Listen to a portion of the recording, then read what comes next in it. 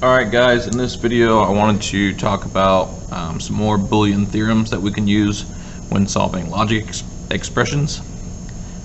Today we're going to talk about the commutative laws, the associative laws, and the distributive laws. When we're talking about the commutative laws, we'll get theorem 11 and 12 out of those. Theorem 11 states that if you have x and y, it is equal to y and x.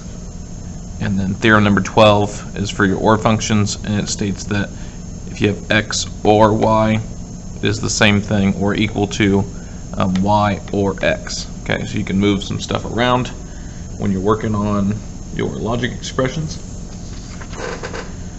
The associative laws give us theorem 13 and 14.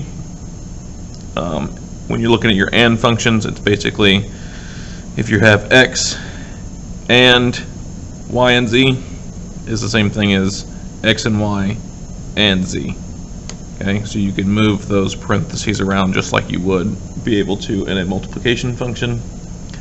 And then theorem 14 is for our OR functions, and that's x or y or z is the same thing as x or y or z. Okay, so we can move those parentheses around just like we would in an addition function. Okay. Last couple theorems here are going to be for our distributive law. It gives us theorem 15 and 16.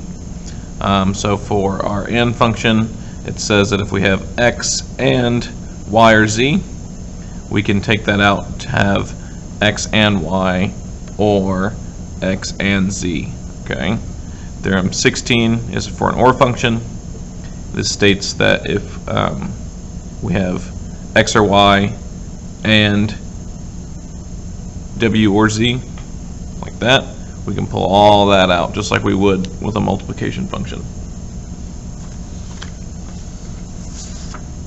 Alright, so I want to look at one example here, just so we can use some of our new theorems together. So we've got this function f3 is equal to not r and t, or r and not or r or not s anded with r or t. Okay. So the first thing I'm going to do is use theorem 15 here, which was our distributive law, and we use that to get a function out of the parentheses. So in this case, if we use theorem 15,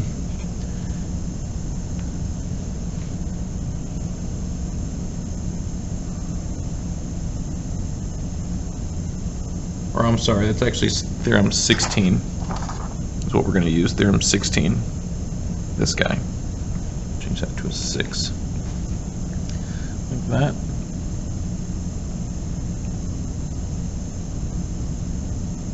So this would then be equal to r, not r over or and t from this guy,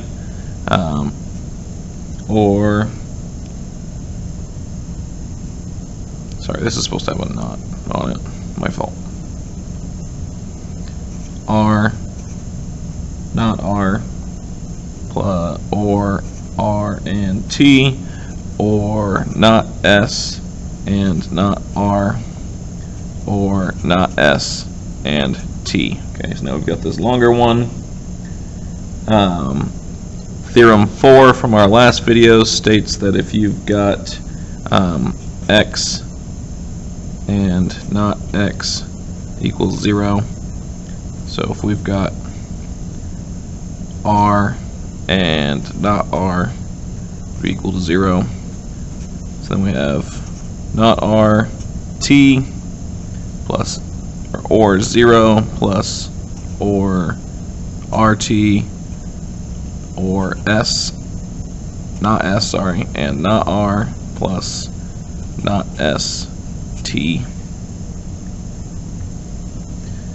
Theorem 5 from the last video shows us that if we have x or 0 is just equal to x, it means we can get rid of our 0 here gives us not R and T, or R and T, or not S and not R, or not S and T. If we grab theorem 14 that we just learned, look at it.